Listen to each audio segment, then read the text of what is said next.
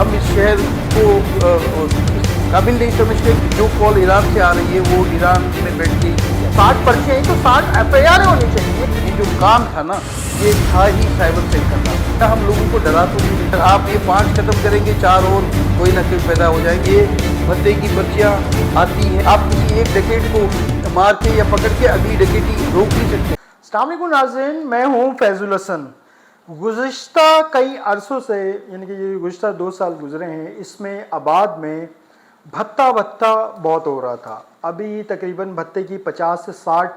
पर्चियों के ऊपर आबाद ने प्रेस कॉन्फ्रेंस भी की।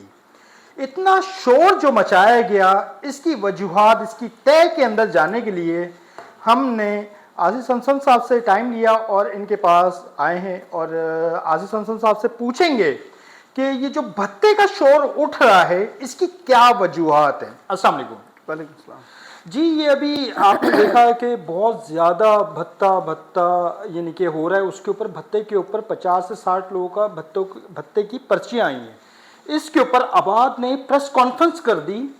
और ये प्रेस कॉन्फ्रेंस करने की वजूहात क्या बनी, ये जानना चाह रहे हैं कि अवाम भी ये जानना चाह रही है कि इतना बड़ा इशू तो नहीं था जो बना दिया गया है, इसमें वजूहात क्या हैं जो यहाँ तक नौबत आ गई है। जिस मौजू पे आपने बात की, इत्तेफाक से 4-5 दिन से मुख्तलिफ लोगों की मुख्तलिफ आरा होती हैं। पॉइंट स्क्वायरिंग के लिए मीडिया का एक आपको अंदाज़ा है कि कोई ऐसी खबर होती है जो जिसमें सबका इंटरेस्ट होता है तो मीडिया उसको टेकअप भी करता है और मीडिया की जिम्मेदारी भी है कि वो लोगों तक पहुंचाता है। लेकिन सम टाइम मैं समझता हूं कि हम बात करना चाहते हैं, पॉजिटिव बात करना चाह रहे होते हैं। हम चाह रहे होते हैं कि जो मुश्किलात हैं, भत्ते की मुश्किलात आज से तो नहीं है, ये 20-25 साल से ये तमाम मामलात हैं। और क्या आज हम 2010, 11, 12, 13 वाले इन्वायरमेंट में तो नहीं है। आज का कराची रोशनियों का शहर था और रोशनियों का शहर है। इसके बावजूद कि जो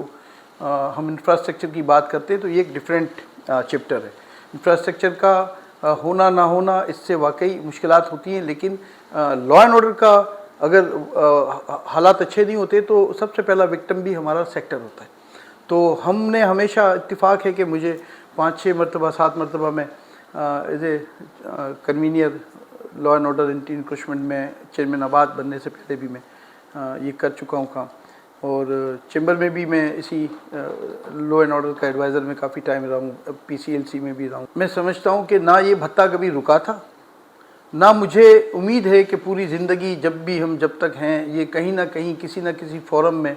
ये चीज़ें क्रिएट होती रहती हैं। ये हालात के पेश नज़र होती हैं। ये जो इन्वायरमेंट होता है, कभी किसी का पावर्स होती हैं हुकूमत में, कभी कोई फेवरेट होता है, तो ये चीज़ें वक्तन फ़ोक्तन, और ये सिर्फ कराची की बात नहीं है, बम्बई में इससे 100 गुना ज़्यादा ये चीज़ें होती हैं और उनका हजम भी बहुत बड़ा होता है। अच्छा, ये थोड़ा सा मैं जानना चाह रहा हूँ कि देखें, आप भी फॉर्मर चेयरमैन रहे आबाद, कि आपके दौर में भी जब ये इश्यूज इस तरीके के आते हैं, आप लोगों ने तो हमने कोई देखी नहीं कि प्रेस कॉन्फ्रेंस इतने हजूम लेवल के ऊपर की गई हो और एक मैसेज डिलीवर किया गया हो। तो इसकी वजूहात जानना चाह रहे हैं कि क्या वजह है कि आपने पूरा शहर को इंटरनेशनल यानी कि जो मीडिया ने उठाई ये चीज़ें वहाँ तक वबेला मचा दिया, शहर जो है अनसेव है। कोई ऐसा मैसेज यानी कि आम परसेप्शन में तो आबाद का बिल्डर भाई, यहाँ पर तो लोग यानी कि जो छोटे तबके के लोग हैं वो जुड़े हुए ना इसके साथ, तो हर किसी को घर की छत चाहिए, वो लोग जुड़े हैं, वो डर जाएंगे नहीं लगाओ सरमाया यार, यहाँ पर तो भत्ते की पर्ची आ रही हैं, ये अपने रेट, ये समझ रहे हैं आप। तो इसको इन्होंने क्या वजूहत बनी कि इसको बजाय एक अच्छे तरीके से मेंटेन करने के इन्होंने प्रेस कॉन्फ्रेंस कर दी थी। देखिए, आपने जो जिक्र किया फॉर्मर चेयरमैन आबाद का, मैं इमीडिएट पास चेयरमैन आबाद हूँ। मैं सिर्फ ये आबाद की बात नहीं, कराची चैम्बर में एज ए चेयरमैन 4 साल तक मैं सेक्टर को सराज भाई की सरपरस्ती में हम इसको मैं हेड करता रहा हूँ। मैं FPCCI में भी इस सेक्टर में 4-5 मरतबा में कन्वीनियर के लिए, चेयरमैन के लिए मैं रहा हूँ। लेकिन हमेशा जब भी हम बात करते हैं, हम हमेशा जब भी इस किस्म का जो इश्यूज़ होते हैं, क्योंकि मैं तो एंटी इंक्रोचमेंट लैंड ग्रैबिंग की इस कमेटी को 5-6 मरतबा 7 मरतबा तो आबाद में हेड कर चुका हूँ, तो हमें अपनी लिमिट्स पता है। हमें पता है कि कौन सी खबर हम देने जा रहे हैं और कौन सी खबर हम रोकने जा रहे हैं, तो उसका इम्पेक्ट क्या होना चाहिए। इसका इम्पेक्ट अगर ये है, जैसे मैंने एक آپ کے ہی ایک دوست ہیں، ان سے میں ابھی چینل پہ بات کر رہا تھا کہ کیا ہم یہ میسج تو نہیں دے رہے، تاجر برادری کا مورال تو ڈاؤن نہیں کر رہے، کیا ہم لوگوں کو ڈرا تو نہیں رہے، کیا ہم یہ جو لوگ ہیں جو بھی ہیں جو، اور یہ چیزیں چل رہی ہیں، اور یہ نام بڑے عام سے نام ہے، پورے کراچی پولیس کو آج سے نہیں بہت سالوں سے پتہ ہے، لیکن ایکسس کی بات جب میں کروں، جب آپ مجھ پہ ذمہ داری ڈالیں کہ آپ بھی تو ہیڈ کرتے تھے، تو میں کئی بار اپنے ڈیلیگیشن کے ساتھ میں ملا ہوں، پولیس چیف سے بھی ملا ہوں، کراچی پولیس چیف سے بھی ملا ہوں، تو وہاں پہ جو ہمیں جو اس کا انپٹ ملا ہمیں وہ یہ ملا کہ پولیس کی ایک لمٹ ہے، اس کے بعد ان کا ایکسس ختم ہو جاتا ہے، ان کا جو ان کی باتوں سے ہمیں لگا کہ ان کا ان نمبروں تک پہنچنا کسی ٹریسر کے ذریعے ان کا ایکسس نہیں ہے، یہ اس کے لیے ان کو فیڈرل کو لکھنا پڑتا ہے، فیڈرل پھر اس کو پروسیس کرتی ہے، اور پھر کہیں جا کے یہ اگر کسی کنٹری سے اگر ہے، کیونکہ ضروری نہیں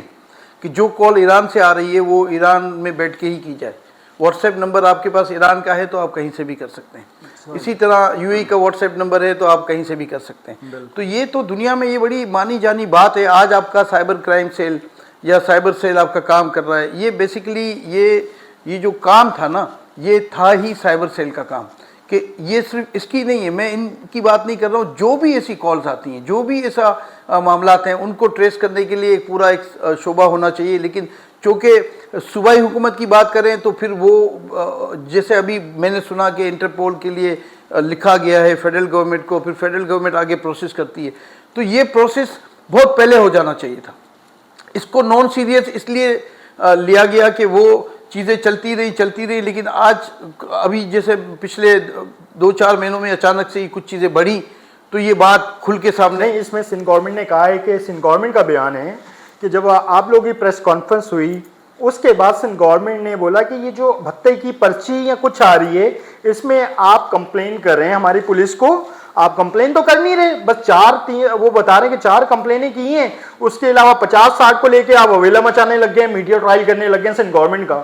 تو اس میں تو کہیں پر سنجیدگی آباد کی طرف سے نظر نہیں آ رہی ہے۔ اگر 60 پرچے ہیں تو 60 ایف آئی آر ہونی چاہیے، نہ کہ 4 ایف آئی آر ہیں۔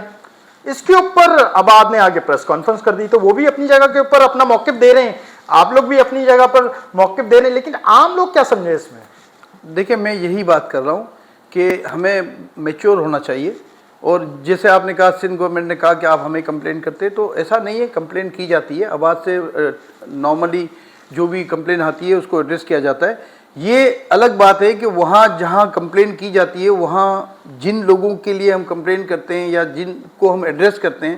ان کا سیکریٹریٹ اگر ان تک نہیں دے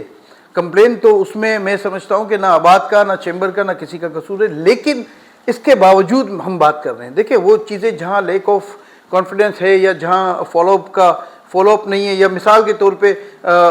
میں نے آج آپ سے بات کی، اس میں کسی حوالے سے میٹنگ کی، اس کے بعد آپ بھی چلے گئے، میں بھی چلا گیا، تو اس میٹنگ کا کوئی فائدہ نہیں ہوا اگر فالو اپ نہیں ہے تو فالو اپ نہ ہونا بھی ہے۔ دوسری بات یہ کہ میں آپ کو آنیسٹلی بتا دوں کہ ہمارے یہاں بھی ایک فقدان ہے رائٹ پرسن کا،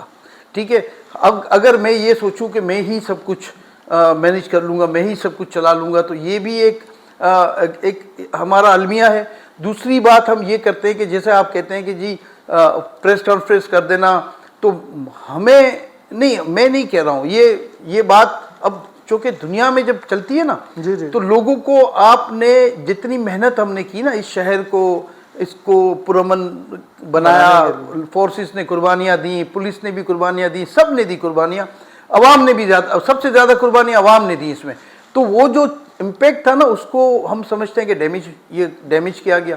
اور میں یہ سمجھتا ہوں، یا ہمارے جو لوگ ہیں یہ سوال یہ بھی اٹھاتے ہیں کہ یہ جو ابھی ایک انکوائریاں چل رہی ہیں، وہ انکوائریاں یہ چل رہی ہیں کہ لوگ یہاں سے پیسے لے کے چلے گئے، دوسرے ملکوں میں چلے گئے، اور وہ